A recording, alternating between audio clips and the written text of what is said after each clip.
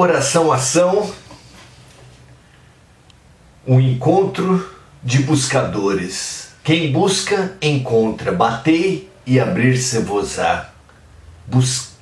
Buscai e achareis, prometeu Jesus. Nós, buscadores, estamos encontrando e continuaremos encontrando de acordo com a nossa persistência, com a nossa boa vontade, com a nossa paciência, com a nossa honestidade de propósitos, enfim, de acordo com a nossa boa vontade.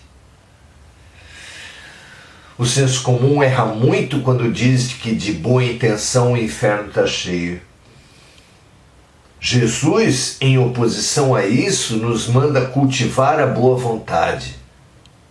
Buscai antes o reino dos céus e tudo mais te será acrescentado. A paz na terra é aos seres de boa vontade. Muito bom. Estamos no capítulo 1 da terceira parte, que tem por título As Leis Morais.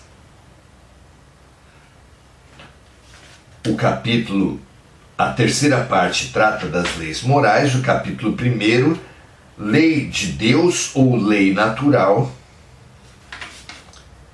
E hoje vamos falar ainda sobre as características da lei natural, falar sobre a questão da moralidade e da lei. Vejam só que parte importante. Duas maneiras de ver, duas atitudes, duas posturas perante a vida regulam o olhar do homem. Uma delas fala sobre o caos, sobre a ausência de lógica para os movimentos, para os fatos, para as ocorrências da vida. O caos ele abrange, ele inclui, ele está incluso nas probabilidades. É através do caos que se estuda as probabilidades de um evento acontecer. A probabilidade de um fato acontecer. Não existe uma lógica permeando tudo, tudo é o caos. A probabilidade de um evento acontecer, inexistindo essa força maior que regule os fatos,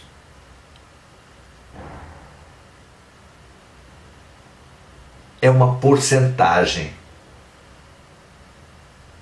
Um dado de 5 lados tem a probabilidade de cair um lado de 20%.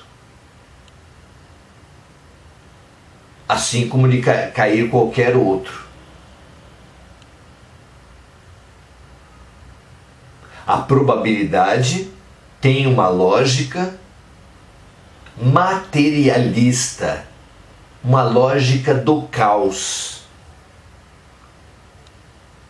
Ela abomina, ela descaracteriza, ela desconsidera qualquer outra lógica. Existe uma ordem no universo ou existe o caos? Quando o homem primitivo, que só acreditava no sobrenatural,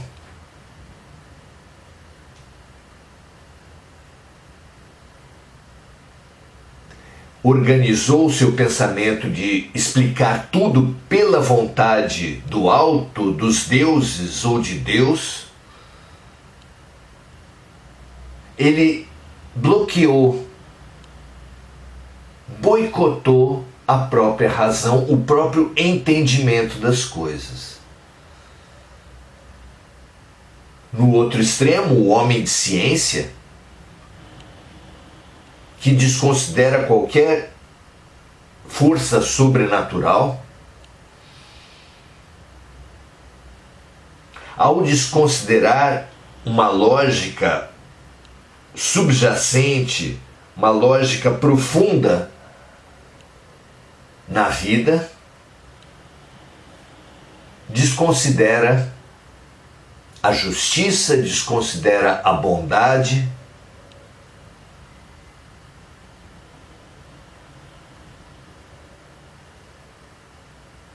considerando tudo o caos. Vejam só vocês quais as repercussões na nossa vida quando nós acreditamos no caos ou na ordem. Por exemplo, está muito quente a disputa ideológica em torno dos armamentos. A quem cabe a justiça? A quem cabe a acusação, o julgamento e a punição? Quem defende as armas aposta na acusação, no julgamento e na punição de cada um, na justiça pelas próprias mãos. Quem defende que as armas sejam de uso restrito das polícias, das forças militares,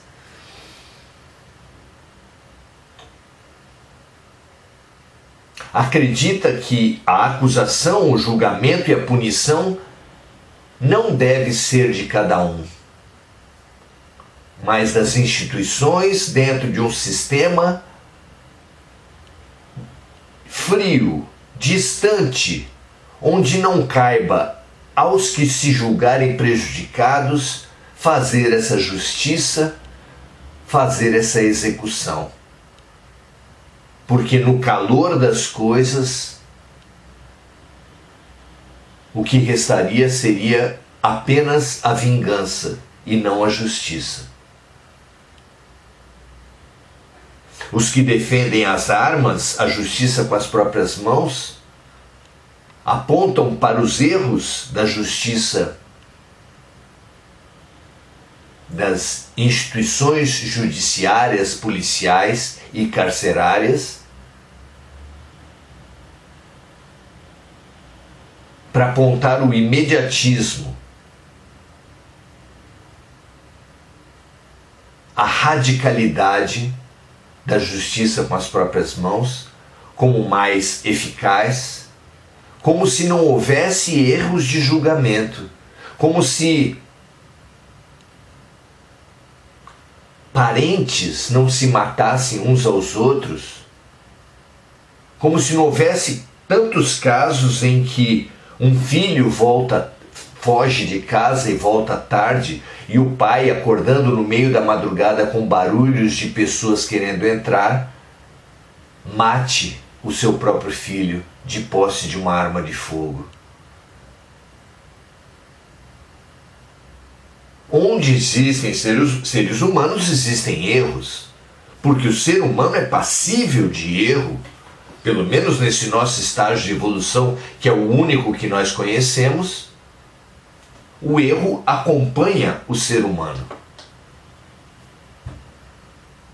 Vejam vocês as consequências, as causas e as consequências da ideologia de não haver uma justiça maior, de ser cada um por si, de apenas o caos presidir os acontecimentos e as relações, num extremo, e no outro, de não cair uma folha de uma árvore que não seja pela vontade de Deus. Investigue as duas teses na vida comum, nas suas causas e nas suas consequências, o que gera cada uma das posições.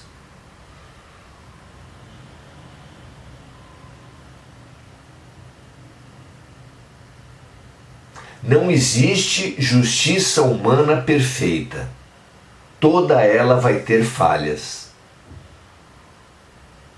Mas existirá uma divindade, e essa divindade perfeitamente boa e justa? Haverá, enfim, uma justiça de Deus? Um Deus e uma justiça de Deus?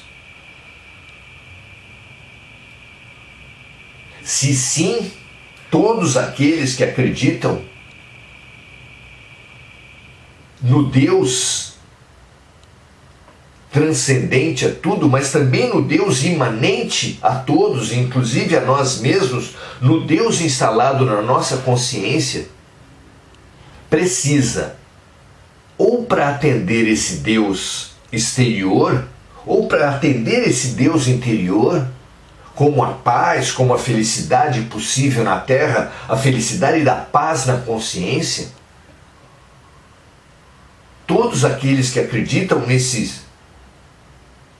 nessa força moral precisam estudá-la, precisam conhecê-la.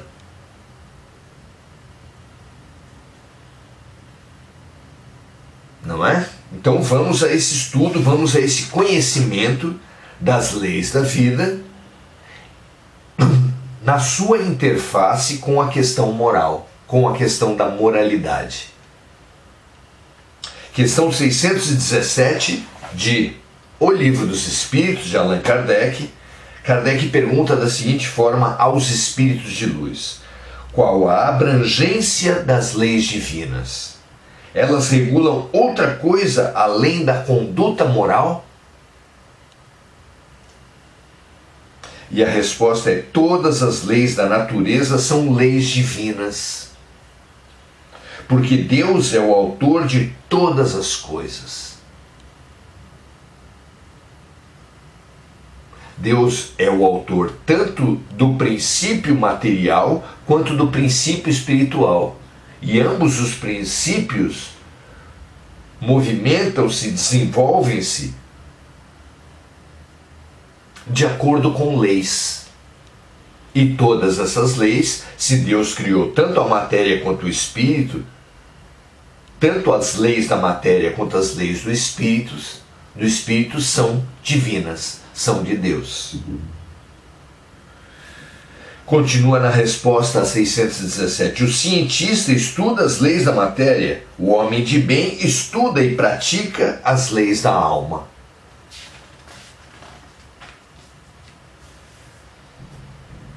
Questão 617A. É permitido ao homem se aprofundar no estudo das leis da matéria e das leis da alma? A resposta é sim, mas uma única existência não é suficiente para esse estudo. Como disse Jesus a Nicodemos, somente os que nascerem de novo entrarão no reino dos céus. Somente os que estudarem as leis divinas na matéria e na alma, através de muitas vidas, poderão alcançar a maturidade espiritual. Kardec faz o seguinte comentário: o que representam alguns anos para se adquirir tudo o que constitui o ser perfeito? Mesmo que se considere apenas a distância que separa o selvagem do homem civilizado. A mais longa existência que seja possível de se viver, 90, 100, 120 anos, ainda assim é insuficiente. Essa existência se torna ainda mais insuficiente quando ela é curta, o que, aliás, acontece com a maior parte dos homens.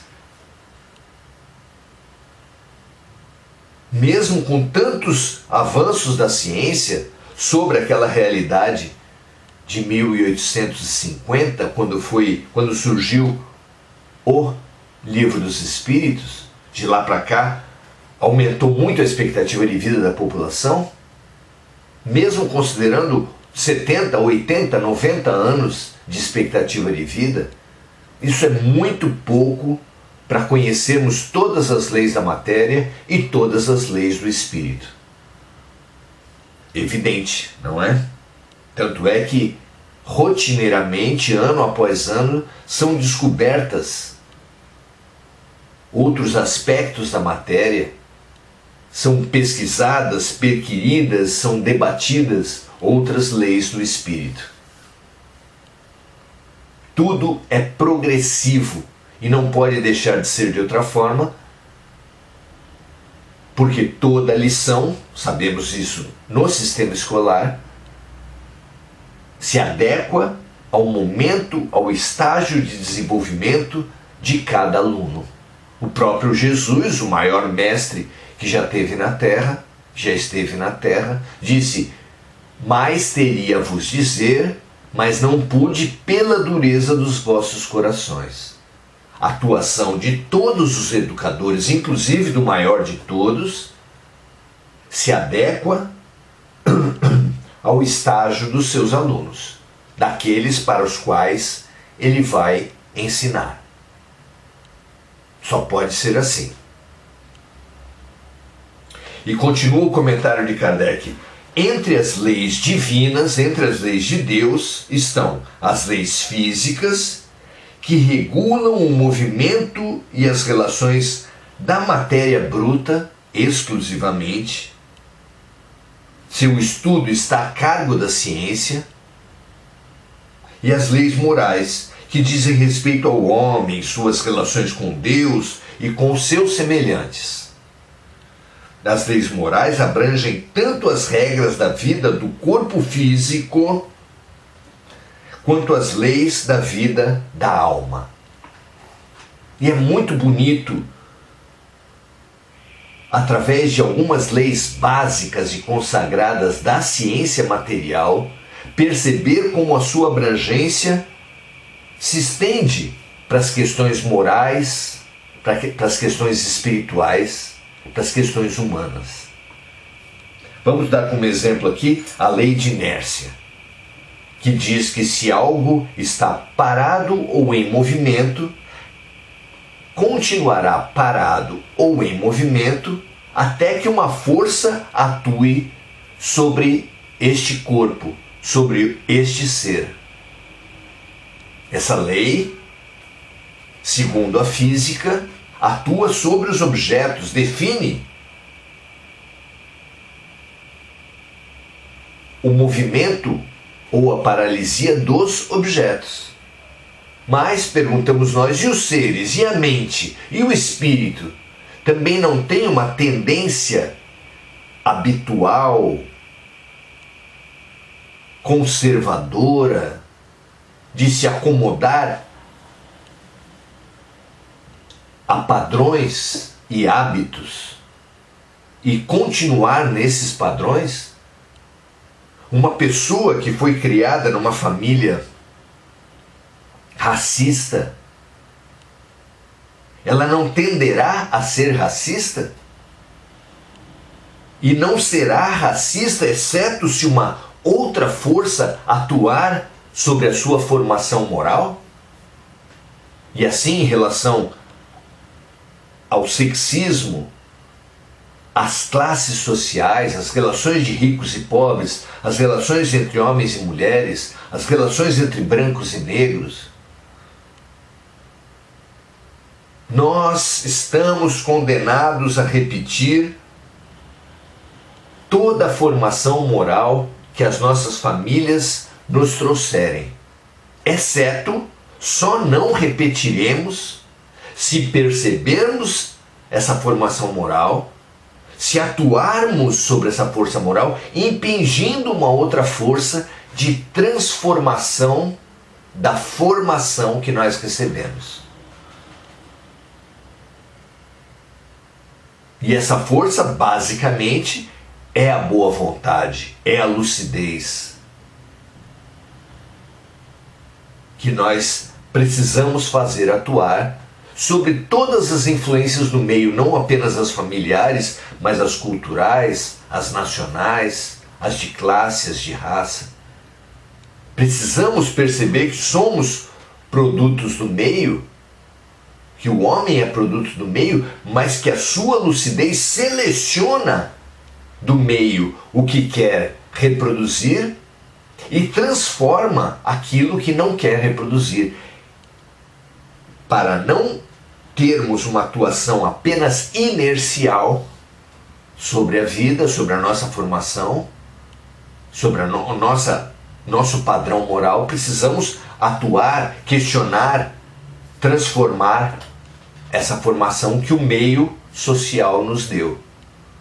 É a lei de inércia, feita para as coisas, mas que também serve para a alma, para a mente, para as relações.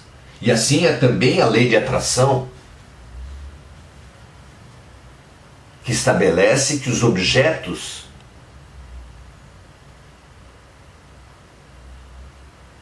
desenvolvem uma relação entre si que faz com que alguns se atraiam e alguns se repilam, como tão claro no magnetismo. Pois, no movimento dos seres, nós também temos campos eletromagnéticos à nossa volta, e que, de acordo com a sintonia desses campos, atraímos outros campos ou repelimos outros campos.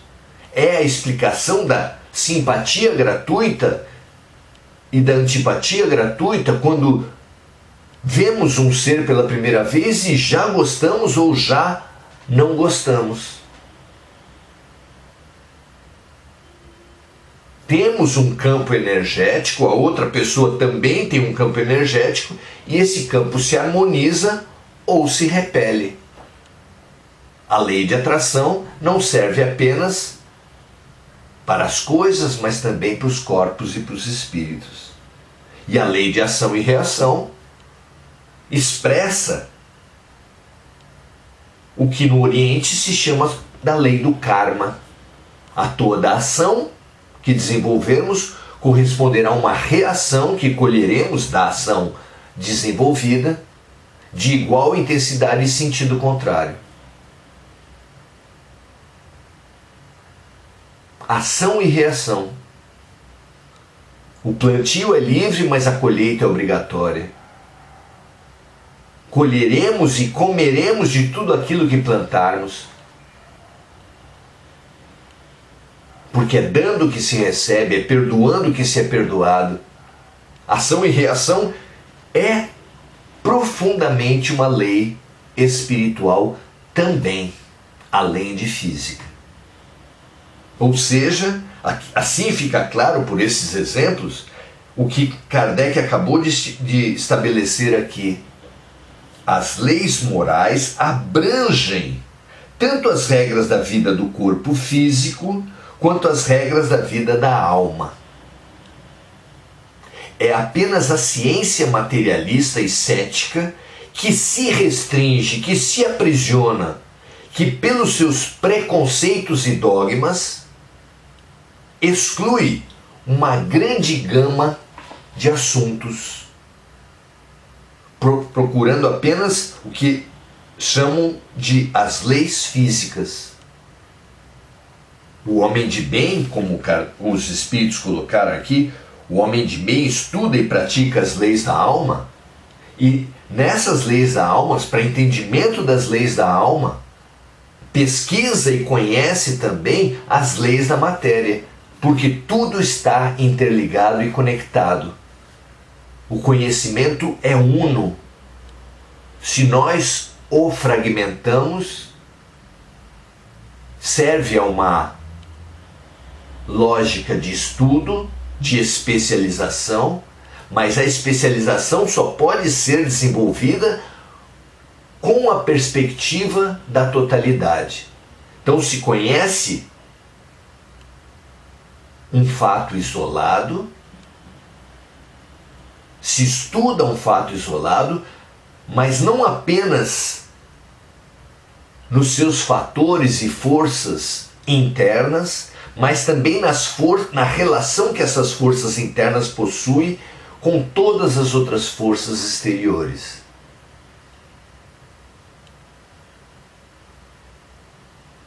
essa visão de totalidade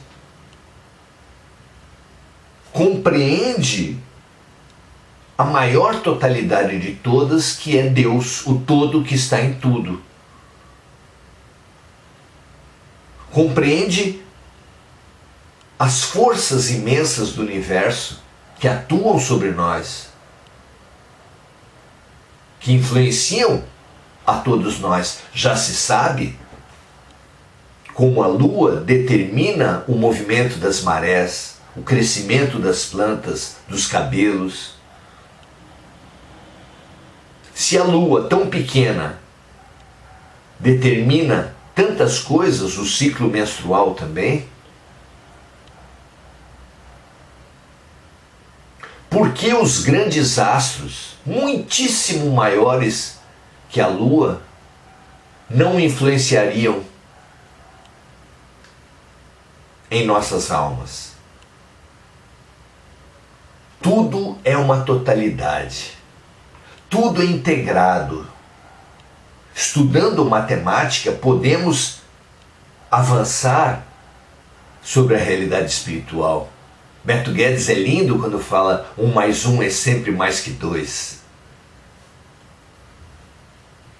O milagre da multiplicação dos pães. Multiplicação é algo da matemática ou é algo do espírito? Soma. As operações, as equações.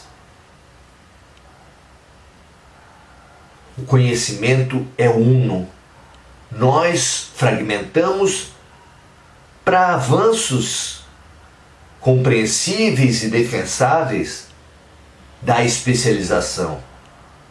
Mas a especialização não pode ser cega à totalidade. É na totalidade que os conhecimentos podem ser abarcados, pois não apenas tudo tem um desenvolvimento interno, mas também tem uma relação com forças exteriores. Um animal, para ser compreendido, ele precisa ser estudado em si e entre si, no rebanho e do rebanho com um ecossistema, como todas as criaturas da natureza. É muito bonito que, mesmo sabendo ainda tão pouco da realidade natural, da realidade da matéria, já consigamos perceber como esse conhecimento é amplo, não tem limites no espaço, e como é profundo. Não tem limites apenas à matéria, mas abrange comportamento, energias, seres de toda a escala, do mineral ao angélico. Porque a lei de sintonia, por exemplo, rege a relação do encarnado com o desencarnado.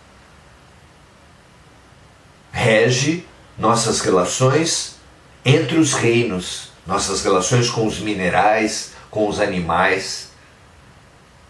Por que certos animais rosnam, hostilizam seres que nunca viram, enquanto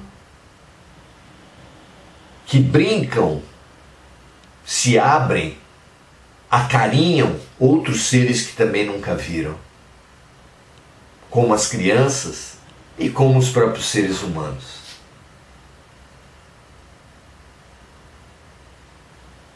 William Shakespeare falou que existe mais coisas entre o céu e a terra do que a nossa vã filosofia, e é preciso ter essa humildade, mas é preciso também ter a persistência de entender a integralidade do um, que o conhecimento é todo integral e que é nosso destino caminhar cada vez mais para essa integralidade. Muito bom, muito bonito, muito estimulante. Marco Aurélio Trindade, paz e amor são a lógica da justiça divina. Também é falado, Marco, em justiça e misericórdia. São dois princípios da ação de Deus muito interessantes também. Mônica Silva expressa sua gratidão, Gugu Souza também. Mônica Silva, lembrando de amigos encarnados e desencarnados, que todos os que estão expressos pela Mônica e por todos os que partilham conosco da live depois das gravações, recebam essa energia generosa que vem do alto, se multiplica dentro de cada um de nós e transborda para todos aqueles que desfrutam, que estão em sintonia com nossos pensamentos e nossos corações. Que assim seja. André Santos, Mari Pereira, Lucinéia Oliveira, Enir Cajazeira, muito boa noite a todas e todos. Multipliquem, transbordem, estimulemo-nos uns aos outros para multiplicarmos nossa lucidez, para multiplicarmos nossa fraternidade. Que assim seja, um grande prazer estar com todos vocês, todas vocês. Amanhã continuaremos esse estudo fundamental das leis, de como podemos e devemos e precisamos avançar sobre a lógica que preside todas as relações, todos os fatos, todos os seres da criação de Deus. Um grande abraço, muito bom estar com todos vocês, todas vocês, e até amanhã. Paz e bem para todos, toda a criação de Deus, de todo o universo. Graças a Deus.